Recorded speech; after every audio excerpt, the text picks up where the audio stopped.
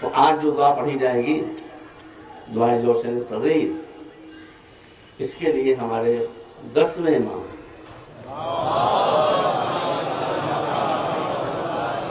ان کا ارشاد ہے کہ جب تم پر کوئی بہت سخت وقت پڑے تو اس دعا کو اللہ کی بارگاہ میں توجہ کے ساتھ خلوص کے ساتھ پڑھو، ان اللہ علی کل شیء قدیر۔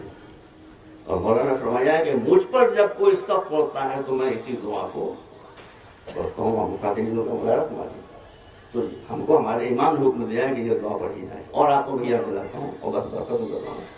جس وقت اسرائیل اور حزب اللہ کی جنگ ہو رہی تھی، حزب اللہ کے کتنے سپاہی تھے بھائی؟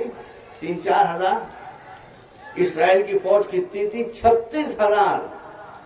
200 ٹینک، ہوائی جہاز، پانی کے جہاز۔ مگر اس وقت آپ کو یاد آئے گا آیت اللہ خامنئی نے یہ حکم دیا تھا کہ جتنے شیعہ ہیں وہ دعائے جوشن صغیر کو پڑھتے رہیں اور پھر اسی کرامت دیکھیں۔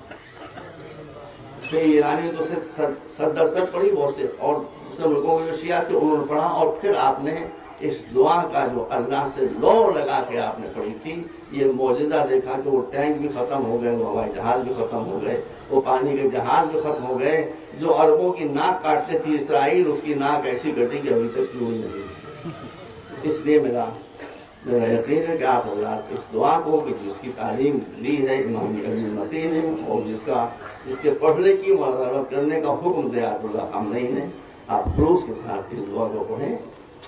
دعا کے ختم ہونے میں تقریباً آدھا گھنٹہ لگے گا یا 25 منٹ لے سکتے ہیں، لیکن آپ حضرات اپنا رخ قبلے کی طرف کر دیں، 1 منٹ خاموش رہ کر پہلے اپنی توجہ کو اپنے پیدا کرنے والے کی طرف منعطف کریں، اس کے بعد خلوص کے ساتھ یہ دعا پڑھتے رہیں۔ اور میری یہ گزارش ہے آپ سے کہ آپ ہر شب جمعہ جب تک کہ انشاءاللہ عراق سے مصیبت ٹل نہ جائے، تو حفظ العلماء میں دعا موجود ہے، وظائف الابرار میں دعا موجود ہے، مخاطب الجناح میں دعا موجود ہے۔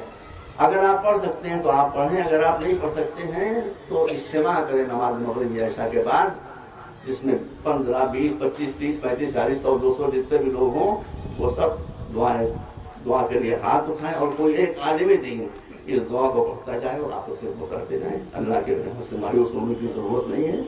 وہ ان اللہ علی کل شیء قدیر، یہ قرآن کئی مرتبہ آیا ہے۔ تمہاری طاقت محدود ہے، اس کی طاقت لامحدود ہے۔